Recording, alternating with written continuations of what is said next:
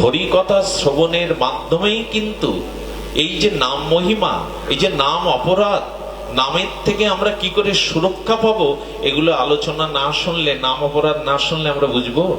তাই যদি ভগবানের প্রতি প্রীতি আনতে হয়, যদি হরিনামের প্রতি গাঢ় আসক্তি তৃষ্ণা আনতে হয়, তবে আমি আপনাদের বলবো, এহেন ভাগবত সমীপে, এহেন সৎসঙ্গে, সাধু সঙ্গে ভগবানের নাম রূপ লীলা কথা শ্রবণ করুন। বহুজন শ্রোতার মধ্যে একজন ছেঁড়া কাপড় পরা, গায়ে ময়লা, সে মাধব পাটনি। ওই খেয়াঘাটেরই সব থেকে ভাঙা নৌকা যার, সব থেকে দরিদ্র যার, সেই মাধব পাটনি, কিবট পাটনি, সে বসে বসে রামচরিত শুনছিল। রামচরিত শুনতে শুনতে যখন অহল্যা উদ্ধার লীলাটি শুনল, তখন গোহাক চণ্ডালের চরণে পড়ে কাঁদছে আর বলছেন, মহারাজ, একদিন আপনি অসুস্থ হয়ে পড়ে গিয়েছিলেন এই জঙ্গলে, আমি আপনাকে সেবা করে সুস্থ করলে আপনি আমাকে একটা বর দিতে চেয়েছিলেন, কিছু দিতে চেয়েছিলেন। আমার নিবেদন ছিল আমি চেয়ে নেব। আজকে সেই দিন আমার জীবনে, আপনি আমাকে ওই বর দিন। কি বর চাই? কি বর তোমার? কাল সকালে প্রভু মা জানকীকে নিয়ে যখন পার হবেন, তখন অনেকের নৌকা আছে, তো সবার থেকে ভাঙাচুরো নৌকা আমার মনে স্বাদ হচ্ছে আমি প্রভুকে নৌকায় তুলে ওপারে পার করব, কিন্তু ভাঙা নৌকায় তো প্রভু উঠবেন না। কত ময়ূরপঙ্খী নৌকা তরণী আছে। আমার চাওয়া হলো, কাল প্রভু যতক্ষণ না পার হবেন, এই খেয়াঘাটে আমার তরণী ছাড়া যেন আর কারো তরণী না থাকে। এই ভর আমায় দিন, আমি যেন প্রভুকে পার করতে পারি। নিজের প্রভুকে যদি কেউ এরকম ভালোবাসে না, একজন মাঝি, আনন্দ তো হয়। হ্যাঁ, আমাদের গোহাক চণ্ডাল রামমিতা বললেন, তুই কালকে কেবল শুনলি রাত জেগে প্রভুর মহিমা, প্রভুকে ভালোবেসে ফেলেছিস। ঠিক আছে, আমি কথা দিচ্ছি, অন্য নৌকা আমি সরিয়ে নিচ্ছি। প্রভু যতক্ষণ পার না হবে, ততক্ষণ এই ঘাটে অন্য নৌকা থাকবে না। কিভট কি করেছে জানো মা? এই কাঙাল রামের চরণ চিন্তা করতে করতে নৌকাটা খেয়াঘাট থেকে একটু দূরে নিয়ে নদীর একটু ভেতরের মধ্যে রেখে খুঁটি বেঁধে রেখেছে, আর ওই দিকে ফিরে আছে, রামের দিকে ফিরে নেই। প্রভু রাম এসে লক্ষণ মা জানকীকে নিয়ে এসে কি বলছে জানেন? এই দেখুন ভগবান কাকে বলে। হাত জোড় করে বলছেন, ওগো মাঝি ভাই, দয়া করে পার করে দেবে। কথাটা শুনেই কি বটের চোখে জল এসে গেছে। এই না হলে তুমি ভগবান। সবাই ডাকে, এই মাঝি পার করে দে। আমরাও মাঝে মাঝে বলি, এই রিক্সা যাবি। এইসব শব্দগুলো উচিত নয়। তুমি ভগবান, আমার মতো দরিদ্র কাঙাল মাঝিকে সম্মান দিয়ে দয়া করতে বলছো পার করতে। যতবার ডাকছে ততবার ও ফিরছে না, ডাক যেন ওর কানে যাচ্ছে না, ইচ্ছা করে। লক্ষণ ঠাকুর চিরকাল একটু রাগী, প্রভুর কথা যে শোনে না, লক্ষণের ক্রোধ হয়ে যায়। লক্ষণ বলছে, প্রভু, আমি চিন্তা করে দেখলাম, যারা তোমার ডাকে সাড়া দেয় না তারাই তোমার ভক্ত হয়। যারা তোমার কথা কেউ শোনে না, ওই দেখো তুমি সুমন্তকে অযোধ্যায় ফিরে যেতে বলছো, ও রথ নিয়ে যাচ্ছে না, ও তোমার ভক্ত। আর এই মাঝিকে তুমি কয়েকবার ডাকছো কত কাকুতি করে, ও তোমার দিকে। তো যারা তোমার ডাকে সাড়া দেয় না, এরাই বুঝি তোমার ভক্ত। প্রভু একটু রেগে রেগে বলছেন, ঠাকুর লক্ষণ। রামচন্দ্র ওই দুঃখের মধ্যেও ভগবান তো একটু হেসে বললেন, লক্ষণ, সকালবেলা কোনো দোকানদার প্রথম খরিদ্দার যদি বাকিতে আসে না, তাহলে সে মনে মনে ভাবে এবং হয়ও সেটা, যে সারাদিন বাকি খরিদ্দারের ভিড় লেগে থাকবে। তো সকালবেলা শুরু করেছো কাল সকালে তুমি আর সীতা। আচ্ছা, তোমরাও কি আমার কথা শুনেছো? বনবাস তো তোমাদের হয়নি। লক্ষণ, বনবাস তো তোমার সীতার হয়নি। তোমরাও কি আমার বিধিনিষেধ শুনেছো? তা তোমরাই যখন শুরু করেছো, অন্যরা আর কি করবে? ওরাও করবে। লক্ষণ হেসে ফেলেছে, সত্যই তো, আমরাও তো প্রভুর কথা শুনিনি। কি বট করেছে কি, ৩-৪ বার ডাকের পরে পেছন ফিরেছে। তা বললেন, প্রভু, আমি চিন্তা করে দেখলাম, এই পৃথিবীর সমস্ত জীব তো তোমার অংশ। প্রতিটা জীব একদিন তোমার খেয়াঘাটে যাবে। সেদিন খেয়াঘাটে পড়ে যদি মাঝি মাঝি বলে তোমায় ডাকে, তুমি সাড়া না দিলে তাদের কি কষ্ট হয় এটা বোঝাবার জন্য আমি তোমার ডাকে সাড়া দেইনি। প্রভু রামচন্দ্রের চোখের কোণে চিকচিক করে উঠল জল।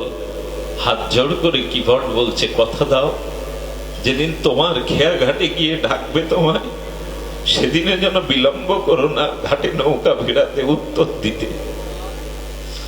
রামের চোখে জল। প্রভু বুঝতে পেরেছেন অন্তর্যামী তো, ও কতটা ভালোবাসে। তখন ও আরো আরো প্রভুর আজ কিছুক্ষণ আটকে রাখলে তো প্রভুকে দর্শন হবে, প্রভুর চরণ বদন। বলছে, প্রভু আমি পার করতে পারবো না, আমি তোমাদের পার করবো না। যে সামনে কিছু দূর গেলে দেখবে জলটা অল্প আছে, মাজা সমান, হেঁটে পার হতে পারবে, যাও। রাম বলছেন কি, আমি আর লক্ষণ পারবো, কিন্তু তোমার মা পারবে না। তোমার মায়ের দিকে তাকিয়ে অন্তত পার করে দাও। এই মার কথা যেই বলেছে, সীতা মায়ের কথা, সর্বস্ব ছেড়ে চলে এসেছে প্রভুর সাথে, তখন বলছেন, আচ্ছা আমি রাজি আছি, কিন্তু সত্য আছে। দুয়ারে যার, ঘাটে যার প্রভু রাম, সে সত্য জুড়ে দিচ্ছে। কি সত্য? বলে, প্রভু আমাকে যতটা বোকা ভেবেছো, আমি অত বোকা নই। আমি কাল সারা রাত জেগে তোমার লীলা কথা শুনেছি। দেখো প্রভু, তোমার সাথে আমার শত্রুতা নাই, এবং কি তোমার চরণের সাথেও আমার কোনো শত্রুতা, জয় রাধে, তোমার চরণের সাথে আমার কোনো শত্রুতা নাই। বসুন্ধরা, তোমার চরণের সাথে আমার কোনো শত্রুতা নাই, কিন্তু কিন্তু একটি তত্ত্বের সাথে আমার শত্রুতা আছে। প্রভু তোমার ওই চরণ ধুলোর সাথে আমার শত্রুতা আছে। আচ্ছা ভক্ত কি চায় মা? গোবিন্দের চরণ ধুলো তো বলছেন, প্রভু তোমার সাথে আমার শত্রুতা নাই, তোমার চরণের সাথেও আমার শত্রুতা নাই, কিন্তু তোমার চরণের তলে যে ধুলি আছে, এই ধুলির সাথে আমার শত্রুতা। রাম তখন বলছেন, আমার চরণের ধুলোর দোষ কি বলবে তো? বলেন, প্রভু আমি শুনেছি তোমার পায়ের ধুলোটা এক পাথরের উপরে দিলে সে পাথর নাকি মানবী হয়ে গিয়েছিল। আমার ভয়, আমার শত্রুতা তোমার চরণ ধুলির সাথে এই আমার এই ভাঙাচুরো নৌকা, এটা নিয়েই সংসার চলে, আর কোনো কিছু নাই আমার প্রভু, এটাই অবলম্বন। এখন তোমার পাত ধুলো আমার নৌকায় পড়লে ওই পাথরের মতো যদি আর একটা স্ত্রী হয়, প্রভু এক স্ত্রীকে আমি সংসার চালাতে পারছি না, দুই স্ত্রী কি করে চালাবো প্রভু? বলছেন ওটা দেখুন নিন্দার ছলে কিভাবে স্তুতি করছে। আচ্ছা প্রভু রামকে লক্ষণকে নিয়ে গুরু বিশ্বামিত্র চলছিলেন বনের মধ্যে দিয়ে। বনের মধ্যে দিয়ে যেতে যেতে রঘুপতি রামচন্দ্র একটা পাথরের দিকে অনিমেষ নয়নে তাকিয়ে আছে। নীরব স্থান, সেখানে কোনো পাখির কলকাকলি নাই, সেখানে কোনো বৃক্ষে ফল হয় না, পোড়া জায়গা, যেন অগ্নিদগ্ধ হয়ে গেছে, অভিশপ্ত হয়ে গেছে। আসলে এটা গৌতম ঋষির আশ্রম। অভিশপ্ত গৌতমের অভিশাপে ওই জায়গাটা শ্মশান হয়ে গেছে, কিন্তু পাথরের দিকে তাকিয়ে আছে। সামনে গুরুদেব, পেছনে ভিড়লে রাম। রাম তুমি পাথরের দিকে করুণ নয়নে কেন তাকিয়ে আছো? রাম কি বলল জানেন? পাথরটা তো আমার চলার পথে বাদে অন্যখানে থাকতে পারত, আমি যে পথ দিয়ে গমন করেছি সেই পথ ব্যতিরেকে তো অন্য পথে থাকতে পারত। অর্থাৎ অহল্যা অভিশপ্ত পাষাণী হলেও ওই কত যুগ যুগান্তর চেয়ে আছে, প্রভু একদিন যদি এ পথে এসো, একদিন যদি তুমি আমার এ পথে এসো। আমি জানি অভিশপ্ত পাপী হলেও তুমি আমাকে এড়িয়ে যাবে না, তোমার করুণা থেকে আমি বঞ্চিত হব না। তাই আমি তোমার চলার পথেই বসে আছি, যাতে তোমার করুণা পায়। আমি কি বলি জানেন? এই ভজনের পথে বসে থাকুন, কিছু না করতে পারেন, এই পথে যে একটা পা বাড়িয়েছে, এই পথেই থাকুন। কি হবে জানেন? কোনো না কোনো দিন ভগবানের কোনো ভক্ত আপনাকে টেনে তুলে নিয়েই যাবে, আপনাকে এগিয়ে নিয়েই যাবে। পথে থাকুন। আচ্ছা বাবা, মহাপ্রভু ঝাড়িখণ্ড যেতে যেতে যে বাঘকে কৃষ্ণ প্রেম দিলেন, অন্য বাঘগুলো পাইনি কেন? বললো মহাপ্রভু যাওয়ার পথে কেবল এই বাঘটাই পড়েছিল, অন্য বাঘ তো ওই পথে পড়েছিল না। পথে থাকতে হবে, তো তাহলেই তো তার দৃষ্টি যাবে। এই জন্য যারা গৌর গোবিন্দের চরণাশ্রয় করে এই ভক্তি পথে আসেন, এগিয়ে না যেতে পারেন, বসে থাকুন, কেউ না কেউ হাত ধরবে। এইটুকু ভরসা আছে অন্তত, কোনো না কোনো মহৎ, কোনো না কোনো সাধু কৃপা করে আপনাকে পাথর যেন বলছেন, প্রভু আমি তোমার চলার পথেই চেয়ে আছি, জানি তুমি আমাকে উপেক্ষা করবে না। তখন গুরুদেব বলছেন, বিশ্বামিত্র, রাম এমন করুণ নয়নে পাথরটার দিকে তাকিয়ে আছো কেন? রাম বলছেন, প্রভু আমি যদি ওর দিকে না চাই, কে চাইবে জগতে ওর দিকে? যারা পতিত স্খলিত তাদের দিকে তো আমিই চাইবো। রামচন্দ্র এগিয়ে গেলেন, বিশ্বামিত্র পিছনে গেলেন। যার সাথে গুরু শক্তি থাকে না, গুরু বল থাকে না, কেন ভগবানও গুরুকে আগে নিয়ে চলছেন, জগৎকে জানাচ্ছেন গুরুকে আগে রাখো। আর লক্ষণ পিছনে, মধ্যখানে রাম। লক্ষণ হলো সেবা মূর্তি, সেবা যেন প্রভুর পিছনে থাকে, আর আমাদের পিছনে থাকবে হলো শ্রী গুরুদেব। গুরুকে আগে নিয়ে জীবনে চলুন। রামচন্দ্র এসে আর চরণের ধুলিটা সেই পাথরের উপরে দেওয়ার সাথে সাথে অহল্যা উদ্ধার হয়ে চরণে পড়ে বলল, প্রভু আমার মতো পাষাণ্ডী পাপী অভিশপ্ত পাষাণও যদি তোমার চরণ ধুলিতে মানবী রূপ নেয়, আমি জগৎকে বলবো, গো প্রভুর চরণ ধুলির জন্য আশায় থাকো, প্রভুর চরণ ধুলি আশ্রয় করো, তার চরণকে আশ্রয় করো। কিবট তখন বলছে, প্রভু আমি এই লীলা শুনেছি, এই জন্য তোমাকে আমি নৌকায় পার। রামচন্দ্রকে বলছেন কিবট মাঝি, প্রভু আমার নৌকা যদি প্রকৃতি হয়ে যায়, মেয়ে ছেলে হয়ে যায়, আমি টানতে পারবো না। আচ্ছা, এত দুঃখের মধ্যে প্রভু হেসেছেন, লক্ষণও হাসছেন। তখন লক্ষণ বলছে, তো পার করবে না তো একটা উপায় বলো। আহারে, কিবট তখন বলছেন, একটা উপায় আছে প্রভু। প্রভু আমি তোমার চরণটা ধুয়ে দিয়ে ধুলোগুলো পরিষ্কার করে দেব। ধুলোর সাথে তোমার শত্রুতা, তোমার সাথে আমার শত্রুতা নয়, তা আমি তোমার চরণের ধুলিগুলো নিজে হাতে ধুয়ে দিয়ে নৌকায় তুলবো, তাহলে তো মিটে গেল, আমার নৌকার মানবী হবে না। বুঝতে পারছেন তো? ভগবানের চরণ এত কাছে পেয়ে কেউ হারাতে চায়? আচ্ছা, এই মাঝি লেখাপড়া জানে না, আকাট মূর্খ, কোনো সাধন নেই, চরণের লোভ জাগলো কেন জানেন? খুব অপূর্ব একটা কথা। ভগবান ক্ষীরোৎসায়রে অনন্ত নাগের শয্যায় শুয়ে আছেন না, লক্ষ্মী দেবী পদসেবা করছেন, শেষ নাগের উপরে ক্ষীরোৎসায়ী ভগবান শুয়ে আছেন। ওই সময় সমুদ্রের একটা কচ্ছপ গোবিন্দের রাঙাচরণ, ভগবানের রাঙাচরণ দেখে বললেন, চরণ এত সুন্দর হয়। কচ্ছপটা লোভে পড়ে ওই চরণ ছোঁয়ার জন্য ওই সর্পের, ওই যে শেষ নাগ সাহিত্য, ওই সর্পের উপর দিয়ে উঠছিলেন, কিন্তু লক্ষ্মী দেবী ছিলেন সতর্ক। দেখছেন সমুদ্রের একটা কীট ওই চরণে, আমিও হাত দিতে গেলে ব্যথা লাগে, ওই চরণ এত কমন, আমার হাত বুঝি কঠোর, আর ও যদি প্রভুর চরণকে কামড়ে নেয়। এই জন্য কচ্ছপটাকে লক্ষ্মী দেবী ছুঁড়ে দূরে ফেলে দিয়েছিলেন। সমুদ্রের নোনা জলে কচ্ছপের চোখ দিয়ে জল পড়ে বলেছিল, আমার মধ্যেও তো তোমার আত্মা, আমি কি তোমার চরণ ছুঁতে পারি না? এ অধিকার কি আমার নাই? ভগবান আশীর্বাদ করে দিলেন, এ জন্মে না, আসছে রাম অবতারে তুই এই সুযোগটা পাবি, আমার চরণ ধোয়ার সুযোগ। আমার বিষয় হলো ভগবানকে সেবা করার ইচ্ছা যদি হৃদয়ে জাগে, কোনো না কোনো জন্মে সেই সেবা স্বীকার করে নেবেন ভগবান। ইচ্ছাটা রাখুন, ইচ্ছাটা, অভিলাষটা রাখুন। চরণে যখন ধুতে গেছে তখন বললেন, আরে কিসের ওপরে ধোয়াবে, এখানে তো ঘাট নাই।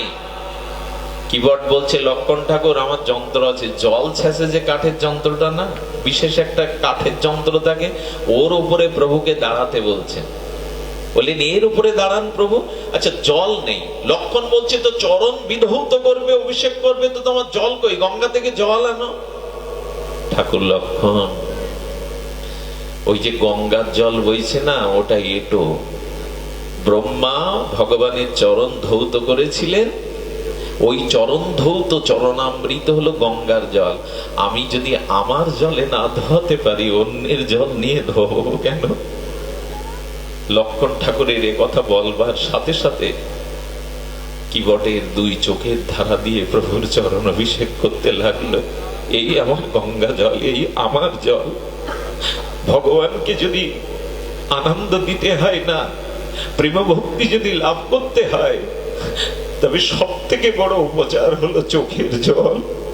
এর থেকে বড় উপচার এ জগতে আর নাই। নিষ্কপট ভাবে লোক দেখানো ভাব ত্যাগ করে যদি চোখে দুফোঁটা অশ্রু ভগবানের জন্য ফেলা হয়, এটা অনেক মূল্য। ভগবানের আসন কেঁপেও যায়। ভগবান সব সহ্য করতে পারে, ভক্তের চোখের জলটা উনি সহ্য করতে পারেন না। কারো অহংকার যেমন গোবিন্দ সহ্য করতে পারে না, ভক্তের চোখের জলও ভগবান সহ্য করতে পারেন না।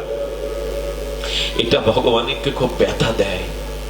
কিবট চোখের জলে প্রভু রামচন্দ্র রঘুপতির চরণ দোখানা ধুয়ে দিচ্ছেন, কিন্তু প্রভু প্রেমে কাঁপছে, ভক্তের চোখের জলে কাঁপছে। বলে, প্রভু তুমি কি বোকা? তুমি এই কাঠের উপরে দাঁড়িয়ে এক পা দিচ্ছ আর এক পা নামাচ্ছ, তুমি তো পড়ে যাবে। প্রভু এক কাজ করো, তোমার হাতটা আমার মাথার উপরে দিয়ে এঁটে ধরো। যে ভাগ্য লক্ষ্মীও পায় না, একদিন হরি কথা রাম কথা শুনে সেই ভাগ্য সে পেয়ে গেল। চরণ ধোয়ানোর পরে লক্ষণ বললে, এখন উঠতে গেলেও তো আবার ধুলো লাগবে। বলে, লক্ষণ ঠাকুর, যাদের রাগ বেশি তাদের বুদ্ধি কমে যায়। আমি প্রভুকে কাঁধে করে তুলবো, ধুলো লাগতে দেব কেন চরণে? প্রভুকে কাঁধে তুলে নৌকায় তুললেন। এবার পালা ওপারে যাওয়ার।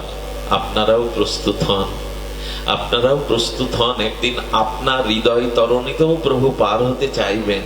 স্বয়ং বিশ্ববিদ্যাতা, যার হৃদয়ে ভক্তি আছে না কিবটের মতো, পাটনি মাধবের মতো, তার হৃদয় তরণীতে উঠেও প্রভু পার হতে চান। রামচন্দ্র, রাজীব লোচন, মা সীতা, লক্ষণ বসেছে দক্ষিণা সমীরণে গঙ্গার। আচ্ছা, অন্য কোন নদীতে না গিয়ে গঙ্গায় কেন কিবট? এর অর্থ কি জানেন? ভগবানের কোন চরণাশ্রিত, চরণামৃত বা ভক্তকে আঁকড়ে ধরে থাকলে একদিন ভগবানকে পাওয়া যাবেই যাবে। ভক্তকে, গঙ্গাকে, ধামকে আঁকড়ে ধরলে একদিন ভগবানকে পাওয়া যাবে। এই জন্য গঙ্গায় পড়ে আছে, অন্য নদীতে যায়নি। এগুলো সংকেত আছে। রামচরিত মানসে বলছেন, ভক্তকে, শ্রী গুরুদেবকে, হরিনামকে, গঙ্গাকে, তীর্থকে আঁকড়ে ধরো, একদিন প্রভুকে পাবে। সবকে আঁকড়ে ধরো। যখন পার করছে তখন কিবট পরমানন্দে বললেন, এই ভাগ্য বুঝি আর জীবনে হবে না। কিন্তু লীলাটা আরো কিছু বাকি ছিল। ওই খেয়াঘাটে নৌকাটা ওই পারে না ভিড়িয়ে কিবট ইচ্ছা করে নৌকার মুখটা ফিরিয়ে দিচ্ছে, যাতে ঘাটে নৌকা না লাগে। লক্ষণ বলছে, প্রভু দেখেছো, আরে তুমি নৌকাটা দ্রুত ঘাটে ভিড়াও। বেলা উঠে যাচ্ছে, প্রভু বনে যাবে, ওপারে অপেক্ষা করছে, অযোধ্যাবাসীরা কাঁদছে, তোরা তুমি তাড়াতাড়ি নৌকা ফিরাও। বললেন, প্রভুকে আর একটা শিক্ষা দেব বলে আমি পার ঘাটে নৌকা ভিড়াচ্ছি না। রাম তখন বললেন, তোমার শিক্ষা বড় ভালো লাগছে, বলো তো কি শিক্ষা? কি বললো জানেন? আজকের অনুষ্ঠানে হৃদয়ে নিয়ে যাওয়ার মতো একটা কথা, রত্নমালা।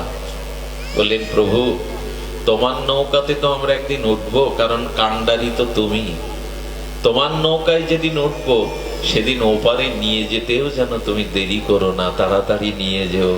কারণ নৌকায় যাত্রী পারের উঠলে, যাত্রীরা উঠলে তারা চায় যাতে দ্রুত নৌকা ওপারে যায়, দ্রুত নৌকা ওপারে যায়। তোমার নৌকায় যেদিন এই জীব উঠবে, তুমি যেন ওপারে নিয়ে যেতে বিলম্ব করো না। আহারে, তুমি যেন বিলম্ব করো না। ওইখানে কিবট আর একটা লীলা করেছিল। নৌকাটা ইচ্ছা করে দোলাচ্ছে, ঘোলের মধ্যে নিয়ে ইচ্ছা করে দোলাচ্ছে। কেন জানেন? আমরা যারা নৌকায় পার হই, এখন তো ব্রিজ হয়ে গেছে, কিছু নৌকা আছে যখন পার হই না, দেখবেন মাঝি পার করছে সেই কান্ডারি, অথচ নৌকার যাত্রীরা নৌকার নদীর দুই পারের শোভাগুলো, দৃশ্যগুলো, বাজার ঘাট, গাছগাছাগুলো দেখে, মাঝির দিকে দৃষ্টি দেয় না। কিন্তু মাঝির দিকে দৃষ্টি দেয় যদি ঝড় ওঠে না, নৌকায় জল উঠতে শুরু করে না, তখন মাঝি ভাই দয়া করে শক্ত হাতে হাল ধরো। তো ও দোলাচ্ছে নৌকাটা, মা সীতা আছে তো দোলাচ্ছে, যাতে প্রভুর দৃষ্টিটা আমার দিকে যায়। হ্যাঁ, যাতে আমার দিকে যায়। নৌকা পার হলো। বিশ্রাম কথা হলো এই, পার হয়ে রঘুপতি রাম কিবটের স্কন্ধে হাত রেখে বললেন, নৌকা পার হলে মাঝিকে কিছু কড়ি দিতে হয়। তোমাকে কি দেব কিবট? বলো না তোমায় কি দেব? বিদায় বেলা তো, খুব ব্যথাতে প্রভুকে ছেড়ে দিতে হবে, কত জন্মের সাধ্য সাধনার ফসল। বললেন, প্রভু তুমিও দেখছি বোকা, তুমি কিছু জানো না প্রভু। মাঝি যদি মাঝির নৌকায় ওঠে, স্বজাতীয় পেশা ড্রাইভার যদি আর এক ড্রাইভারের গাড়িতে ওঠে, স্বজাতীয় পেশার মানুষ তো তার কাছে কড়ি চায় না। আমিও মাঝি, তুমিও খেয়াঘাটের মাঝি। মাঝি যদি মাঝির নৌকায় ওঠে, কোনো কড়ি তো চাই না। লক্ষণ বলছেন, আমার প্রভু আবার কোন খেয়াঘাটের মাঝি? বলল, উনি ভবপারের মাঝি। লক্ষণ ঠাকুর উনি ভবপারের মাঝি।